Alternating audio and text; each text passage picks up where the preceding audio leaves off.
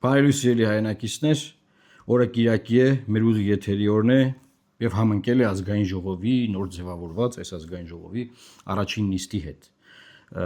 Ընդդիմությունը ներկայացավ նիստին, Նիկոլ Փաշինյանի հեղինակած երթման տեքստով երթվեցին, զարմացել էի, որ չբոյկոտեցին, որովհետև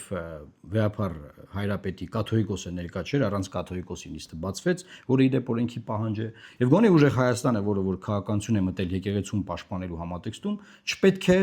կարծում եմ հանդուրժեր դա, էլի, ոչ թե հարցար ուր է հայոց հայրապետը, այնտեղ ես իմ ուր է, ու տենց նիստը շարունակվում է։ Բայց ամենակարևոր բանն այն էր, որ այսօր տեղի ունեցավ ըստ էության ԲՀԿ մանդատների գնդակահարության բանը քելեխը եւ այդ քելեխին մասնակցում էր նաեւ օպոզիցիան։ Այդ մանդատները ծամվեցին, կերան եւ նենց չի որ իշխանությունը միայնակ կերավ այդ մանդատները, այդ մանդատներից 3-ը իշխանությունը վերցրել է իրեն, մեկը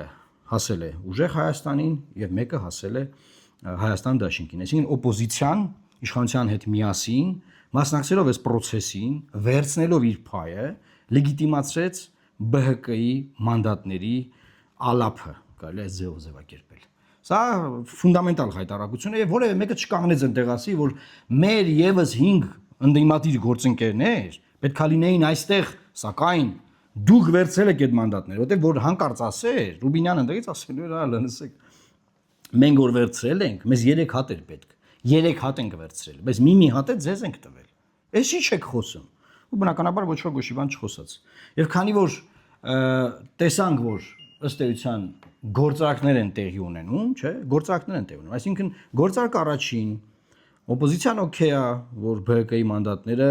ծամվեցին։ Գործարք երկրորդ օպոզիցիան օքեյ է, որ առանց կաթողիկոսի նիստ գումարվի, որտեղ գնացել նստել է այդտեղ։ Ռուբինյանը առաջարկում է երրորդ գործարքը իր ելույթում, ասում է հարգարժան ընդդիմադիրներ, բան, եկեք նենց անենք մեծ հասկանանք ինչի է այստեղ այս վերջին տարիներից այս ձևավորվել, այս քֆուր քյաֆար, իրարուտոցի, ծեծ ջարդ, ես ձեզ առաջարկ եմ անում, եկեք միասին,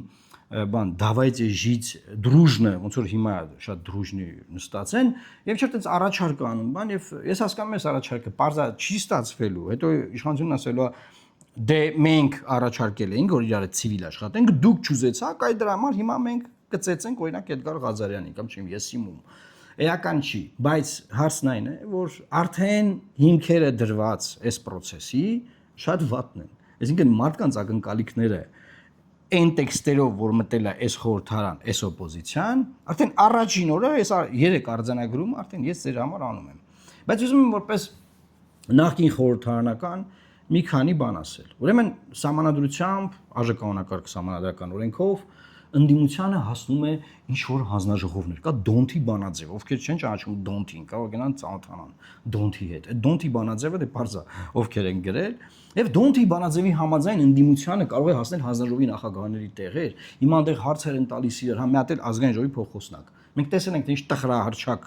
իրողություններ ենք ունեցել նախորդ խորհրդարանում, ազգային ժողովի փոխոսնակի դերակատարման կամ փոխոսնակ ընտրելու process-ի հետ կապված, բայց օպոզիցիան որոշել է այդ տեղերը վերցնի, այսինքն հանձնաժողովի նախագահները տեղերը վերցնի եւ կա ասես մի թյուր ընկալում, որը մենք նույնպես ունեցել ենք ժամանակին, երբ որ մտել ենք խորհրդարան, որ դրանք վերահսկողական լծակներ են տալիս ընդդիմությանը։ Ուրեմն ուզում եմ բոլորին տեղեկացնել։ Քանի որ Հայաստանի Հանրապետության գործող սահմանադրությունը գրել են Հայաստանի Հանրապետության եւ Արցախի թշնամիները, նրանք նենց են գրել դա, որ ոչ մի պարագայում այլախոհները, այսինքն նրանք ովքեր այլ կարծիք ունեն, այլ միտք ունեցող մարդիկ օպոզիցիան, ընդդիմադիրները, որպեսզի այդ տեղերը ստանան, ոչ մի բան չկարողանան վերահսկել եւ ոչ մի բան չկարողանան անել։ Զուտ ուղակի դա դառնում է ոնց որ օպոզիցիային փչացնելու մեթոդ։ Այն որ անդե դուք է падավատ ունեցեք, ավ դուք եմ այդ կաբինետ վեկալեք բան, եւ մենք սա ինչ ենք արել, մենք սա բացահայտել ենք գործով։ Այսինքն գնացել ենք, տեսել ենք իրավիճակը, այդ հանձնաժողովներից մեկը օրինակ, չեմ, ֆինանսա-բյուջետային հանձնաժողովը հասնում էր օպոզիցիային։ Ու ես ես ասեմ, քանի որ դու մեծամասնություն չունես հանձնաժողովում եւ խորհրդարանում չունես հանձնաժողովի մեջ չունես տրամաբանական բանը, դու ոչ մի բան չես կարող անել, ոչ մի բան։ Հետաբար այդ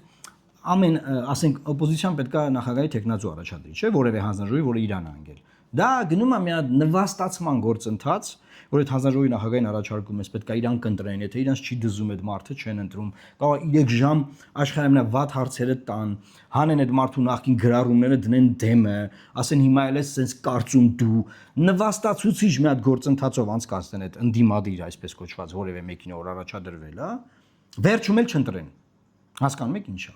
Հետեաբար այդ քարոզը բնականաբար այդ բանը համանդրության գրողները, որ ասում եմ Հայաստանի եւ Արցախի ճշնամիներն են գրել։ Այդ գրողների մի մասն էլ հիմա այնտեղ է կապ ունի, էլի էս օպոզիցիայի հետ կամ ներսում է կամ կողքից խորհուրդ է տալիս բան։ Բնականաբար իրանք չեն ասելու, որ ախպեր ջան, էսի մենք գրել ենք, որ սենց լինի, որտեղ ամոթ հա որ ասեն։ Ասենք մենք գերենք սրա համար, պրոստը գելա Նիկոլի ձեռը, էս է խնդրեմը։ Բայց տենց ինչ որ այո, վերահսկողական մեխանիզմներ, ես ուղղակի ուզում եմ էս փորձով կիսվել օպոզիցիայի հետ, որ եթե իրանք մտածում են, որ իրանք հանձնաժողովի նախագահների տեղեր կվերցնեն եւ դա ինչ որ բան կփոխի, դա դառնալու է, եթե հանկարծ վերցրեցին եւ ընտրվեցին այդ պաշտոններում մարդիկ, դա լինելու է 4-րդ գործարք։ Ես արդեն 3 գործարք այստեղ թվարկեցի, կրկնում եմ։ Առաջինը ԲՀԿ մանդատների ԱԼԱՊ-ի գործարքն է, երկրորդը առանց կաթողիկոսի նիստին ներկա լինելու գործարքն է, երրորդը Ռուբինյանի առաջարկած գործարքն է, 4-րդը լինելու է դա։ Եվ այս իմաստով ուզում եմ ասել նաև, որ նույնը ԱԺ փոխոսնակի մասին է։ Երբ որ օպոզիցիան մտնում է անդիմություն, բանը խորհրդարան, անդիմությունը մտնում է խորհրդարան, ինքը հենց մտավ ինստիտուցիոնալ աշխատանքի մեջ, բայց այն դեպքում, երբ որ ինքը ասել է, որ եթե սրանք մնում են, ուրեմն թուրքերն են Հայաստանը կառավարելու, թուրքեր, այնտեղ մեկն էլ հարց է տալի Ռուբինյանին, ասում է, դու Թուրքիա որ սովորել ես, թուրք մտերիմ ունեցել ես, նա ասում է ոչ, ասենք, արի դա ինչ հարց է ասենք։ Դա ինչ հարց է Թուրքիա որ եղել ես, թուրք մտերիմ ունեցել ես, թե ոչ։ Ինչա թուրք մտերիմը։ Ինչի մասին է այս խոսակցությունը։ Եվ լավ դե մի փորձ չունեմ, ոչինչ։ Բայց հարցն այն է, որ այդ փոխոսնակ, այդ հանձնաժողովի նախագահները բան, ինստիտուցիոնալ ընդդիմությունը սպանելու մասին է,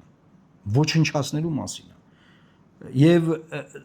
ինչի եմ ասում, բայց համանությունը այդպես է գրվել։ Այսինքն այստեղ այդ մասով որ ընդդիմությունը այդ ծուղակը ընկնում է, այդ ընդդիմության մեղքը չի, կամ ինքը չի, պետքա խորանա, իմանա, հասկանա, փորձ ունենա, այդ դրա մեջով արդեն անցած մարդիկ կան, անցել են, նրա հարցներ օրինակ Իշխան Սաղաթելյանին։ Օրինակ որ դու 3 անգամ առաջադրվեցիր ԱԺ փոխոսնակ, այդ նվաստացուցիչ process-ով անցար, Իշխան։ Ինչ զգացիր։ Հետո ո՞նց եղավ որ չէիր բարձանում վերևում նստես որպես ԱԺ փոխոսնակ։ Հետո այնքան չնստեցիր, այնքան բացակայեցիր, որ քեզ impeachment արեցին ԱԺ փոխոսնակի պաշտոնից։ Դա ինչ որ վերահսկողական լծակներ քեզ տվեց Իշխան Սաղաթելյանին հարցնեն։ Ինքը ասի օրինակ դրա մասին։ Եվ էլի տենց մարդիկ կան։ Բայց չէ, ես տեսնում եմ որ ոնց որ թե բանա, ինդիմություն անպայման ուզում է այդ տրորած ճանապարհով գնա եւ հանգի նույն արդյունքին։ Օրինակ Քահոզարշավի ժամանակ էլ նույն տրորած ճանապարհով գնաց եւ հանգեցին նույն արդյունքին։ Իսկ նույն արդյունքնով է Նիկոլ Փաշինյանն է։ Արդյունքը Նիկոլ Փաշինյանը, հասկանում եք։ Ինչ որ հիմի արվում է, արդյունքում լինելու է Նիկոլ Փաշինյան, ստեղ է իրավիճակը, սա է։ Եվ այս իմաստով ուզում եմ նաև բոլոր այն մարդկանց, ովքեր որ խորհրդարանական ուժերի հետ չեն, ընդդիմադիր նկատի ունեմ, կամ նրանց մեջ չեն, կամ իրանց հետ չեն, եւ առանձին դաշտում հիմա նայում են ինչա կատարում, ես բոլորիդ ուզում եմ ուղերձ հղել, կոչ անել ձեզ, որ պետքա ընդդիմադիր դաշտում, այն ընդդիմադիր դաշտում, որը կապ չունի ես խորհրդարանի հետ, ես գործարքների գնացած, ձևավորվի նոր ընդդիմադիր պլատֆորմ, նոր բան, որը կլինի այլընտրանք, գործող, խորհրդարանական, գործարքի գնացած, ԲՀԿ-ի մանդատների իշխանության հետ ծամած ընդդիմությանը եւ իշխանությանը, կլինի դրանց բոլորին այլընտրանք։ Եթե չձևավորվի դա, ես ձեզ երաշխավորում եմ, որ այս խորհրդարանը, որ կա այս խորհրդարանը, ինքը բաննա գարանտորնա Նիկոլի 2031 թվականին վարչապետի պաշտոնում վերընտրվելու հարցում։ Այսինքն այս խորհրդարանը երաշխավորում է Նիկոլի վերընտրությունը 2031 թվականին, կամ չգիտեմ, թե արտահերթ լինի ընտրությունները, չեմ կարող ասել։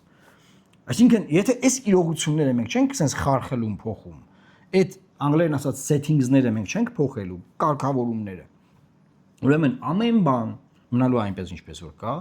եւ լինելու է շատ գաղջ մթնոլորտ։ Եթե այն խորհրդարանը Արցախի կործանման բաններ, լեգիտիմացնողներ իր ամբողջ process-ներով այս խորհրդանը ավելի մեծ խնդիրների առաջ է կանգնելու, որովհետև այն հետևանքները Արցախի կործանման հիմա եկել են եւ Հայաստանի դուռը այսպես թակում են, տկ, ասեն մենք եկել ենք։ Այդ process-ները եկել տեղ են հասել։ Ես այսօր ուզում եի այսքանը ասել, ոնց որ թե ինչ որ գրել եմ իմ մոտ վերնագրեր այդ բոլոր թեմաներին։ Ես անդրադարձա, բոլորին կոչ եմ անում հնարավորինս տարածել այս եթերը, փորձել բազմապատկել այս էֆեկտը, որ մարդիկ տեղյակ լինեն, թե ինչ է կատարվում եւ կհանդիպենք մեր մյուս եթերներում։ Խնդրում եմ կոմենտներում նաեւ արձագանքեք, թե ինչ կարծիք եք այս ամենի վերաբերյալ։ Աստված պահապան Հայաստանի Հանրապետության եւ բոլորին լավ կիրակի։